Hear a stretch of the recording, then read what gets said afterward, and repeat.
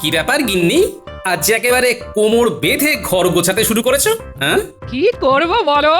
ঘরেতে মানুষজন এসে যদি দেখে ঘর একেবারে এক হাঁটু হয়ে আছে তবে কি ভালো লাগবে? হ্যাঁ, মানুষজন তা কাকে আবার ধরে বেঁধে ঘরে আনলে গিন্নি?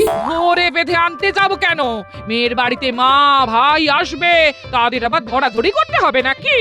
বলো কি গিন্নি, এক শাশুড়িতে হয় না শ্যালক দোসর?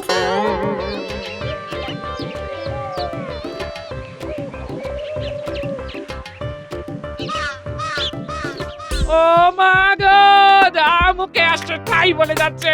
এ তুমি কার হাতে আমায় তুলে দিলে গো মা? ওমা, এ কি কাণ্ড! ডাকতে না ডাকতেই তুমি এসে গেছো মা। একেই বলে নারীর টান। ও প্রাণটা যেন এবারে একটু জোর হলো। আহ, মোক্ষম সময় আবির্ভাব ঘটেছে বটে দুই অবতারের। এ বলে আমায় দেখ, তো ও বলে আমায়। তুমি কি আমাকে কিছু বললে বাবা গোপাল? না না, তেমন কিছু না, বলছিলাম ওই সবই আমার কপাল। সে তুমি যাই বলো, আমি আমি আমার মেয়ের কপাল পুড়তে দেব না। ভেবেছিলাম 2 দিক থেকে চলে যাব, কিন্তু এখন তো দেখছি দিনের পর দিন আমাকে এখানে থাকতে হবে। সেটাই ভালো হবে মা। আমরা দুজন থাকলে দিদির মনে হবে যে নিজের কেউ আছে আছে। বটে, তার মানে জাঁকিয়ে বসার মতলব। বেশ, তোমরা যদি যাও ডালে ডালে, তাহলে আমিও যাব পাতায় পাতায়। দেখা যাবে। যাই, গায়ে একটু জল ঢেলে আসি।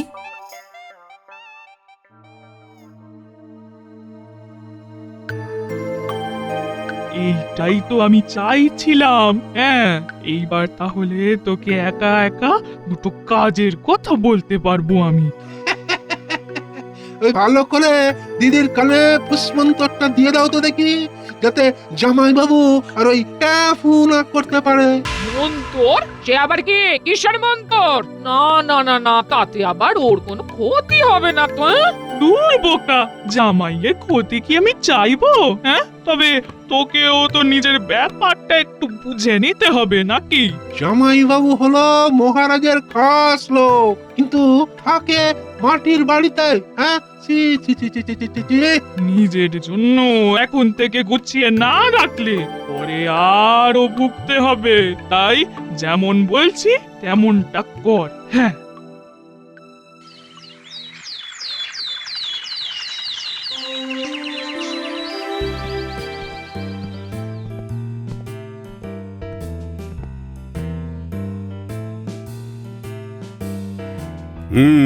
তাহলে রাজ্যে নতুন কোনো প্রকল্প গ্রহণ করা যায় কিনা সেটা ভেবে দেখার কি হলো। আমি বলি কি মহারাজ, একটা সমবায় বা তহবিল খোলা হোক, যেখানে সবাই নিজের অর্থ গচ্ছিত রাখতে পারবে, আর প্রয়োজনে সেখান থেকে সঞ্চিত অর্থ তুলতেও পারবে। পরিকল্পনাটা একটু অন্যরকম মনে হচ্ছে। হ্যাঁ মহারাজ, অন্যরকম তো বটেই। আর ওই সমবায়ে গচ্ছিত অর্থ বিভিন্ন উৎপাদনমূলক কাজে লাগানো হবে, রাজ্যের উন্নতি হবে, আর সেখান থেকে যে লাভ হবে সেই লাভের অংশ যারা অর্থ জমা করছে তারা পাবে। অর্থই অনর্থের মূল মহারাজ, তাই ব্যাপারটা একটু যাচাই করে নেবেন। না না, গোপাল যেমন বলল তাতে তো সব দিকটাই বজায় থাকছে, তাতে ক্ষতির কি আছে? আমার কিন্তু পরিকল্পনাটা মন্দ লাগেনি। তবে আপাতত আমার সভাসদদের নিয়ে পরীক্ষামূলকভাবে এই সমবায় চলবে, আর সেটা দেখাশোনার ভার কিন্তু তাহলে তোমাকেই নিতে হবে মন্ত্রী। দেখে দেখে আর লোক পেলেন না মহারাজ? এই না মানে, এইবারে মন্ত্রীমশাই একটা কাজের কাজ পেয়েছেন। আপনি যখন বলছেন মহারাজ, তখন সবার ভালোর কথা ভেবে না হয় এই দায়িত্বটাও আমাকেই নিতে হবে।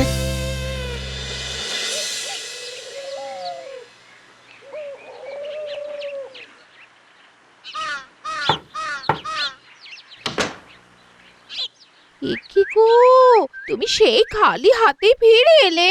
কেন গিন্নি, হাত ভরে ফেরার কথা ছিল বুঝি? ও মা, সেটাও বেমালুম ভুলে গেছো। ফর্দ করে দিলাম, তবু বাজার থেকে মালপত্র নিয়ে আসোনি। এই রে, বেমালুম ভুলে গেছি। এই নাকি তুমি মহারাজের মন্ত্রী, একটা দায়িত্ব তো ঠিক মতো পালন করতে পারো না। তাই যদি বলো তবে শোনো, দায়িত্ব নয়, দায়িত্ব নয়, একেবারে গুরু দায়িত্ব এসে পড়েছে আমার কাঁধে। কোন দায়িত্ব? কিসের কথা বলছো তুমি? রাজসভার সবার অর্থ জমা থাকবে তহবিলে, আর তার হিসাব নিকাশ করতে হবে আমাকে। আর মানুষ মাত্রই ভুল হয়, তাই তোমারও ভুল হতে পারে। এই এটা তো বেশ ভালো বললে গিন্নি। হ্যাঁ, এই ফাঁকে একটা বুদ্ধি এসেছে মাথায়। হ্যাঁ, একবার সব অর্থ জমা পড়ে যাক, তারপর লাভের গুড় কিভাবে খেতে হয় সেটা দেখবে। হ্যাঁ,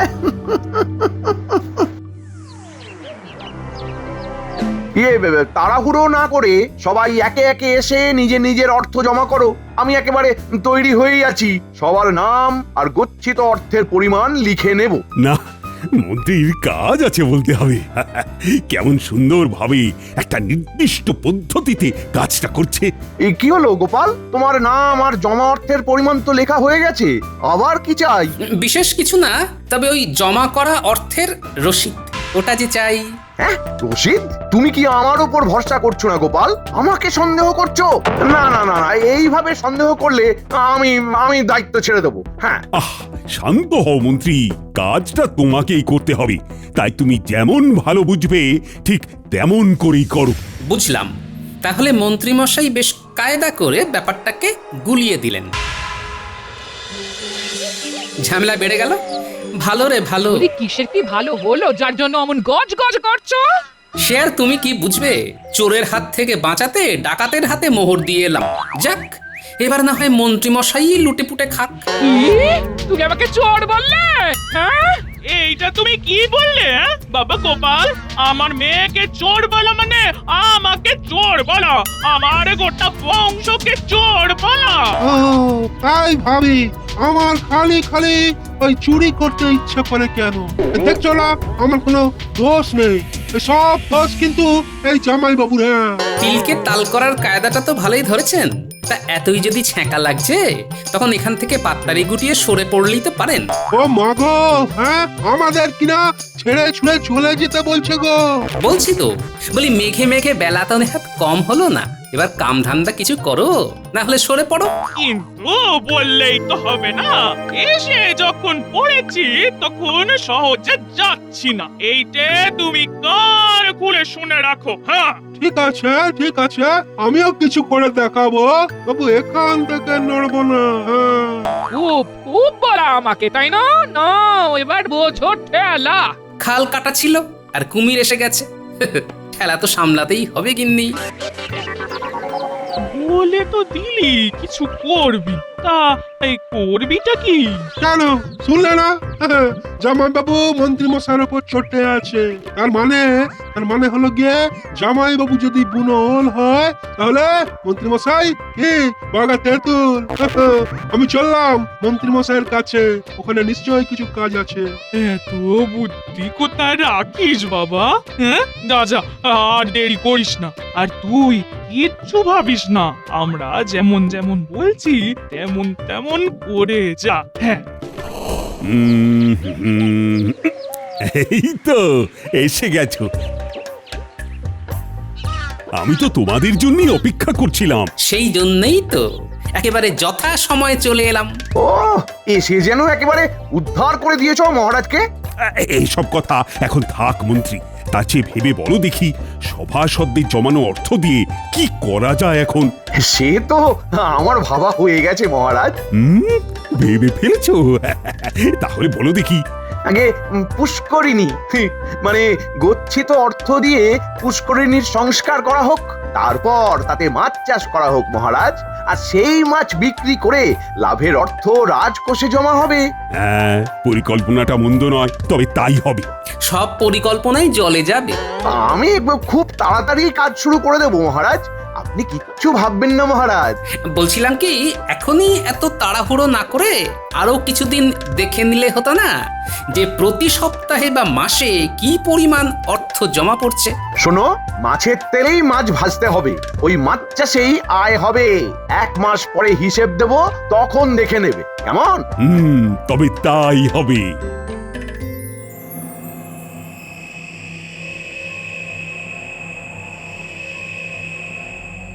আহা ভাবলাম ভাবলাম বটা আর ঘটাকে ডেকে কাজ বুঝিয়ে দেব, কিন্তু সে দুটো তো দেখছি গ্রাম ছাড়া। ছে, ওই কাজের কাজটা এখন করাই কাকে দিয়ে? কাকে দিয়ে কাকে দিয়ে কাকে দিয়ে বলছিলাম কি, আপনি তো মন্ত্রী মশাই, হ্যাঁ? আচ্ছা, যদি ভরসা রাখেন তবে এই অধমকে এই কাজের দায়িত্বটা দিতে পারেন। হ্যাঁ, তুমি আবার কি? সম্পর্কে আমি গোপাল ভাঁড়ের শ্যালক, তবে ধরে নিন আমি আপনারই লোক।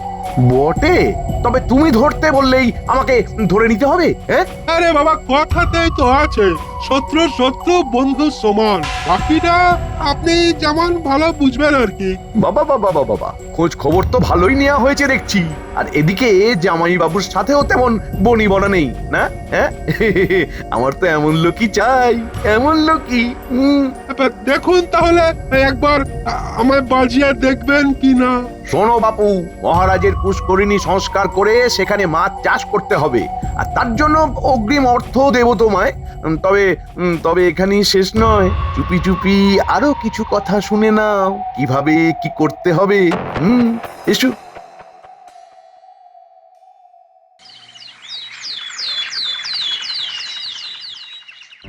আহ, 1 মাস তো হয়ে গেল, এবার সমবায় তহবিলের খোঁজ খবর নেব, কিন্তু মন্ত্রীরই তো দেখা নেই। এই মন্ত্রী মশাই আসবেন কি করে? হিসেব তৈরি হয়নি বোধহয় এখনো।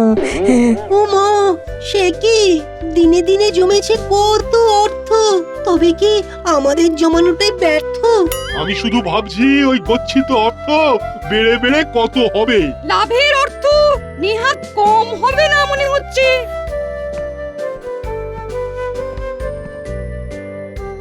এই যে আজ আসতে একটু দেরি হয়ে গেল মহারাজ। সে তো দেখতেই পাচ্ছি, কিন্তু কারণটা কি? আগে মহারাজ, পরের অর্থ গচ্ছিত আছে কিনা আমার কাছে, তাই চিন্তায় রাতের ঘুম উড়ে গেছে, আর তাই শরীরে জুত নেই। সে না হয় হলো মন্ত্রী মশাই, তবে গচ্ছিত অর্থ কিভাবে ব্যবহার করেছেন তার তো হিসেব নেই। সেই হিসেবের জন্য তোমারও কি রাতে ঘুম নেই গোপাল? আহা, আরে হিসেবটা দিয়ে দিলেই তো মিটে যায়। আমি তো তৈরি হয়েই এসেছি মহারাজ। এখান থেকে মাইল খানেক দূরে ওই উত্তর পূর্ব কোণে আপনার যে পুষ্করিণী আছে সেখানেই মাছ চাষ করিয়েছিলাম, আর তার দেখাশোনার জন্য যাকে রেখেছিলাম তাকেই ডেকে পাঠিয়েছি। তার মুখেই না হয় শুনবেন মহারাজ। প্রণাম মহারাজ, প্রণাম। হ্যাঁ, মনে হচ্ছে মন্ত্রী মশাইয়ের বেশ ভরসার লোক তুমি। গোপালের মুখ বন্ধ করার মোক্ষম সুযোগ পেয়েছি, এবার এটাকে কাজে লাগাতে হবে। কি হলো মন্ত্রী, কিছু বলছো মনে হচ্ছে? আজ্ঞে মহারাজ, সম্পর্কে ছেলেটি গোপালের শ্যালক, তাই ওকে নিয়ে ঠকবার ভয় নেই, আর কথার সাথে সাথে কাজেও বেশ চটপটে হবে বলে ওকেই দায়িত্ব দিয়েছিলাম। হ্যাঁ, বলো কি, তাই নাকি? তা কেমন কি দায়িত্ব সামলেছো শুনি? মহারাজ, যে অর্থ আমাকে দিয়েছিলেন মন্ত্রী মশাই, তা দিয়ে ছোট মাছ কিনে ওই পুষ্করিণীতে ছেড়েছিলাম, কিন্তু মাছগুলো চুরি হয়ে গেছে মহারাজ। এমন একটা যে কিছু হবে সেটাই আন্দাজ করছিলাম। হ্যাঁ, তাহলে এখন উপায়? আবার মাছের চারা কিনতে হবে, আর তাদের এই ঝটপট বড় করার জন্য ভালো খাদ্য দিতে হবে। তার মানে আমাদের যা গচ্ছিত অর্থ সব মাছের সাথেই চুরি হয়ে গেছে। কপালং লিখন্তি কে খণ্ডাতং পারিং। তাহলে মহারাজ, বাকি যতটুকু অর্থ আছে তাই দিয়েই না হয় আরো একবার চেষ্টা করে দেখা যাক, যদি লাভের মুখ দেখা যায় এবার। তাছাড়া আর উপায় কি? আর গোপালের শ্যালক বলছে যখন, তখন তাকেই বাকি করে অবিশ্বাস করি। বুঝতে পারছি এটা মন্ত্রী মশাইয়েরই ফন্দি, আর ওই হরিদাস পাল তাল বুঝে আমাকে নাকাল করার মতলব করছে, তাই জাল আমাকেই গোটাতে হবে।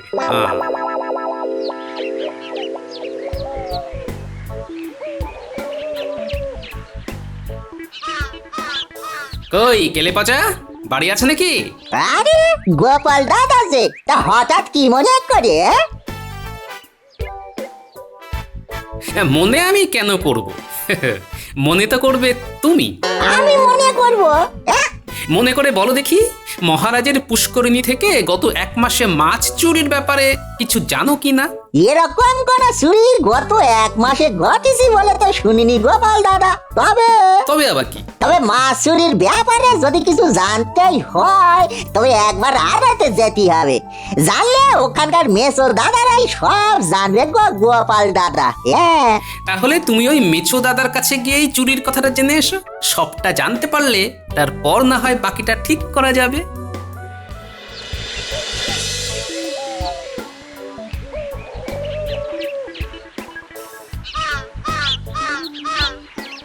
মাছের বাজারে তো ফাঁকা ফাঁকা লাগতেছে, কেমন আমদানি নেই বুঝি? থাকলে কি আর এইভাবে মাছির তাড়াই? হ্যাঁ, বাজার বড্ড মন্দা চলছে ভাই। কাছাকাছি নদী পুকুর থেকে মাছ তুলে আনলে তো সমস্যা মিটে যায়। সেই রকম বড় দাও তো মারতে পারছি না। তার মানে যা ভেবেছিলাম তাই। মহারাজার পুষ্করণী থেকে মাছ চুরি হলে এখানে খবর হয়ে যেত, তেমন কিছুই হয়নি কদিনে গো। আর হয়নি মানে যে হবেও না, সে কথা তোমাকে কে বললো ভাই? ও মা, মেসো দাদা যে, আমি তো তোমার এই খুঁজতেছিলাম। বলে পুকুর ভর্তি মাছ ধরার কোনো বর্ডার পেয়েছে নাকি? তোমার কথাবার্তা শুনে তো তেমনই মনে হলো।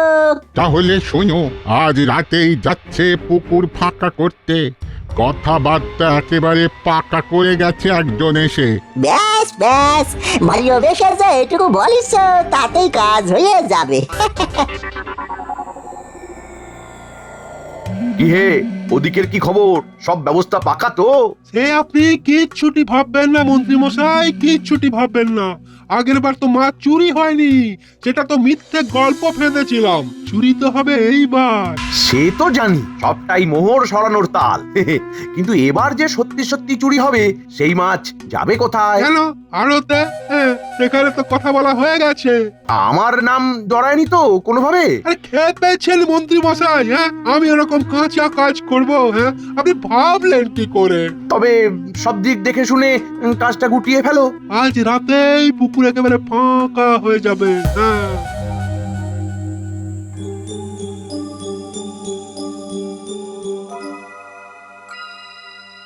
মহারাজ কি মাছ চুরি নিয়ে চিন্তায় পড়ে গেলেন? হ্যাঁ হ্যাঁ, তা চিন্তা একটু হচ্ছে বই কি। আর শুধু মাছ তো নয়, সঙ্গে গচ্ছিত অর্থ যে চলে গেল। কিন্তু আমি যদি বলি মাছ চুরি হয়নি, তবে হবে। হবে? কবে? আজ রাতেই হবে মহারাজ। আমার কাছে পাকা খবর আছে। কিন্তু এমন কাণ্ড ঘটাবে কে? সেটাই তো হাতে নাতে ধরবো আজ। চাইলে আপনিও সঙ্গে যেতে পারেন। বেশ তো, আমি রাজি। তবে সঙ্গে সেনাপতিও যাবে। তেমন বুঝলে একেবারে বামাল ধরবো নাটের গুরুকে।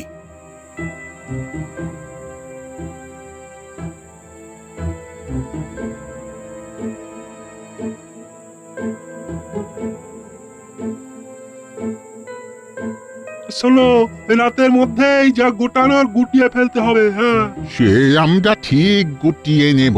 মাছ তো সব জালে পড়ার জন্য একেবারে তিরিং বিরিং করছে। কাজ ঠিক করে না হলে যে মন্ত্রী মশাইয়ের মুখ পুড়বে।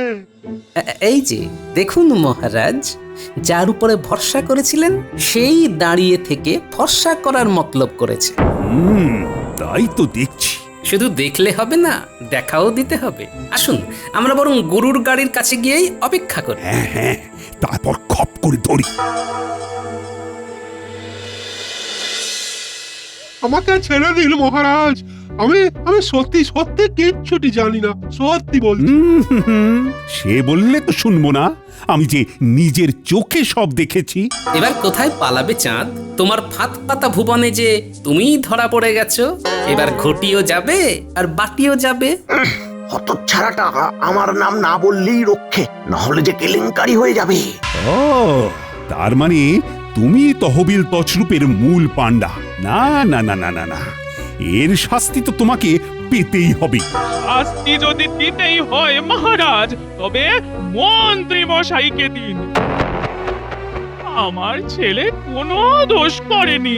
আমার ছেলে মানুষ চিনতে ভুল করেছে।